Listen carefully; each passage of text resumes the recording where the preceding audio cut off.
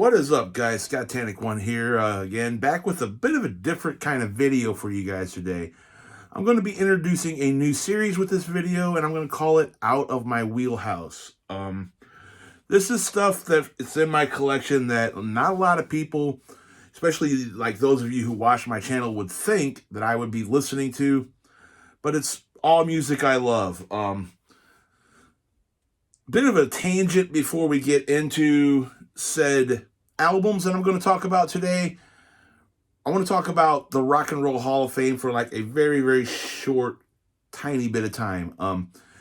99.9% of the time they get it wrong. But last year they got it right with inducting this band. And let's just go ahead and talk about it. Band in question is Nine Inch Nails. I'm not going to do a complete deep dive into their discography, being the fact that it's fucking huge and I don't care for about half of it.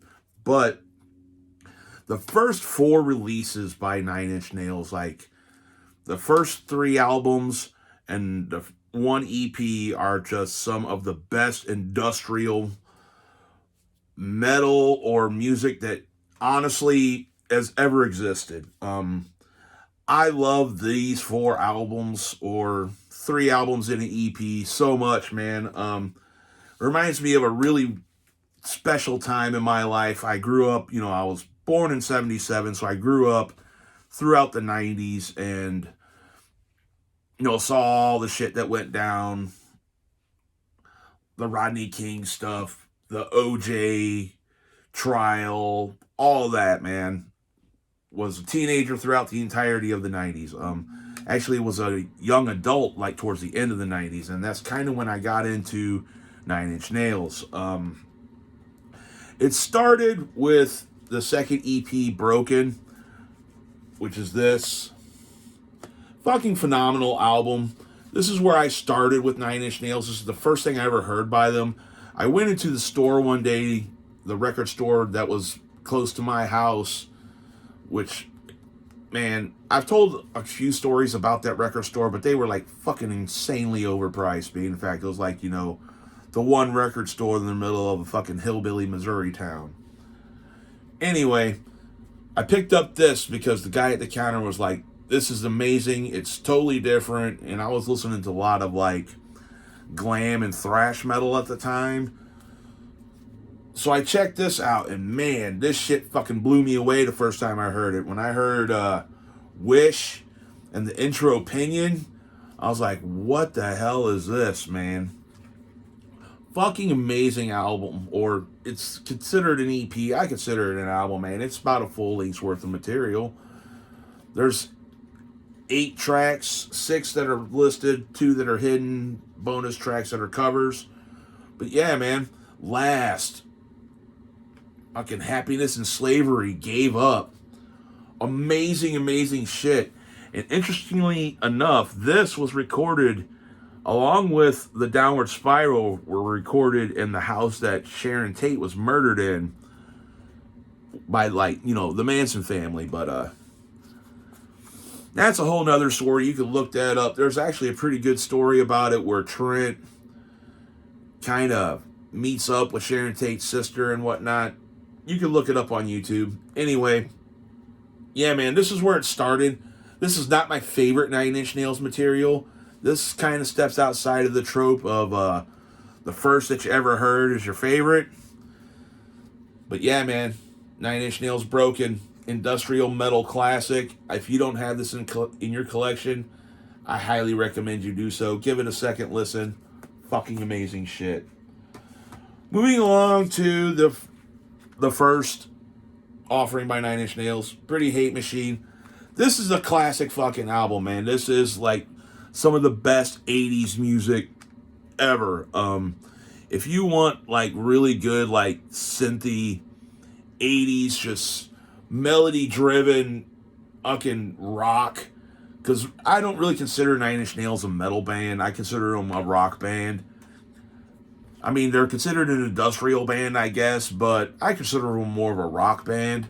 But yeah, man, Pretty Hate Machine. There's so many fucking classic tracks on this. Head Like a Hole, one of my absolute favorites, Terrible Lie, Sin, Kinda I Want To. I mean, this album is also my fiance's favorite, and it's one that we kind of bonded on when we first started dating and kind of met.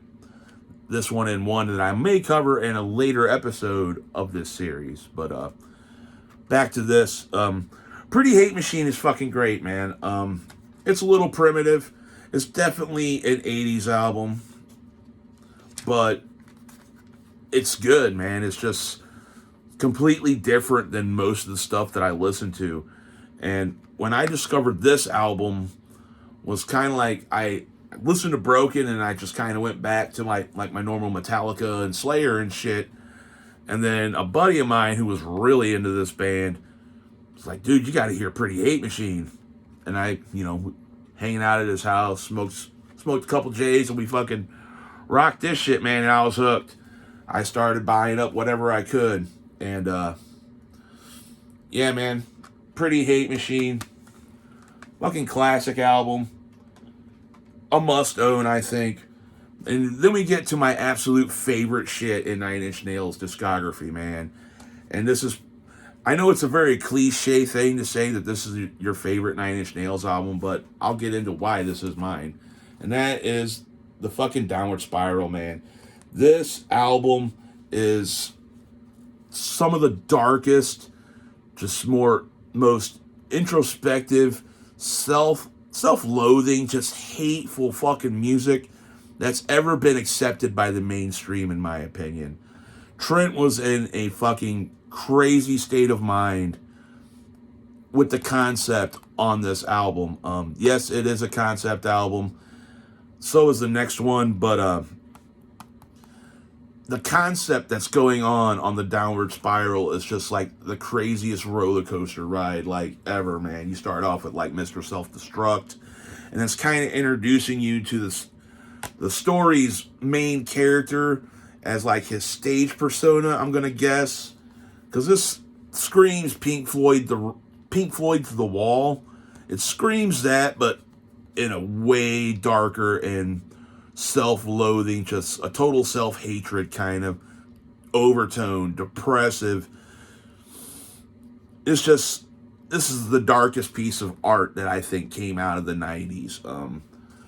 Everyone knows the staple songs on here, Closer, Hurt, but for me, this album is about the fucking deep cuts, man, like fucking Ruiner, The Becoming, fucking Big Man with a Gun, fucking Reptile. I mean, this album is just great from start to finish. You can't really cherry pick songs off the Downward Spiral, in my opinion.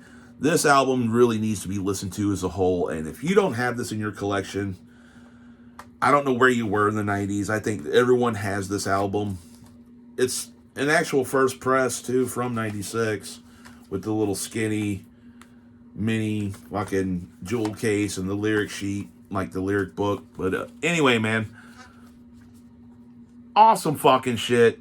I highly recommend this. This is like one of my favorite albums from my mid-20s. And I was listening to like a lot of death metal and shit, but when I wasn't listening to that, I was listening to shit like this. And this album, man, it takes me back to a really special place and time. And like I was saying with the concept, it's just a guy's descent into just madness, depravity, and eventually killing himself. And yeah, man, there's not a whole lot much more that I can say about this album besides if you haven't heard this, which, wow, I can't see anyone who hasn't heard this. Definitely check this out. It's worth your time. 9 Inch Nails, The Downward Spiral, a classic piece of 90s art. And then we skip ahead a little bit to 99, and we get The Fragile, which is pretty much the sole companion to The Downward Spiral. And man, this is a fucking great album. This is one that I had to come back to later on in life, because when I first heard it back in 99 when it came out, I just wasn't feeling it. I was into a lot of like death metal. Is where it kind of like the seeds of black metal started to get into my musical taste. That's when I heard of like Emperor and Demi Borgir, Cradle of Filth. But anyway, back to Nine Inch Nails. Fucking great album. This is kind of continuation of the story of the protagonist from the Downward Spiral. Kind of, it seems like to me. 2-disc set. Very, very ambitious album, man. To cherry pick tracks off this, I mean, honestly, you know, the hits that are on here, like, Somewhat Damaged, fucking We're in This Together, fucking goddamn Into the Void. But again, the deep cuts, man. The deep cuts is what this is all about for me. Like, let's say, oh man, fucking The Wretched. It's probably one of my favorite Nine Inch Nails songs. No You Don't. It's another great one, man. A lot of people hate Starfuckers, but I kind of like the concept that was going on with there. It definitely fits into what was going on the Downward Spiral. The Fragile, like I said, man, I hated this when I first heard it. And it just, I guess it was just like there was so much instrumental stuff on this. And when I heard this when it first came out, because I didn't buy this when it first came out, when I heard it, I was just distracted by a lot of other things, and I was really into like death metal and black metal, so I was just like done with 90s mainstream shit. But yeah, man, I came around to this one, and man, I fucking love this album. This is probably, in my opinion, one of the best double albums ever made. Every instrumental on here, which usually on albums like this, instrumentals bore the fucking dog shit out of me.